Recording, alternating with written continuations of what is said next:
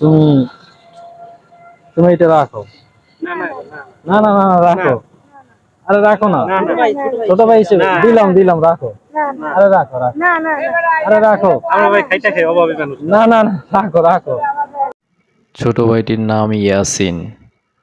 তো ওকে বলতেছিলাম আমার অনেক ক্ষুধা পেয়েছে, তুমি কি আমাকে ফ্রিতে খাওয়াবে? তখন ও বলতেছিল সমস্যা নেই, খাবেন।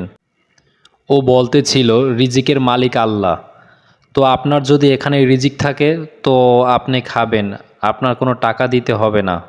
তো ওর উদারতা দেখে আমার খুবই ভালো লাগলো যে এতটুক ছোট ভাইটির উদারতা, উদার মন।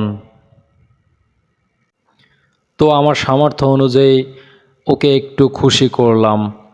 তা ও নিতে চাচ্ছিল না, অনেক রিকোয়েস্ট করে দিলাম। তো ওর হাসি দেখে আসলে খুবই ভালো লাগলো। আরে রাখো না, আরে রাখো, ছোট ভাই হিসেবে রাখো। ঠিক আছে, সমস্যা নাই। তোমার খুব ভালো লাগছে, পরবর্তীতে আবার আসবো, ঠিক আছে? তো এক পর্যায়ে ইয়াসিনের বাবা বলতেছিল যে আমরা খেটে খাওয়া মানুষ, আমরা ফ্রিতে কিছু নেই না, তো আপনার কিছু খেতেই হবে। তো দেখলাম যে ইয়াসিনের বাবাও অনেক বড় মনের মানুষ।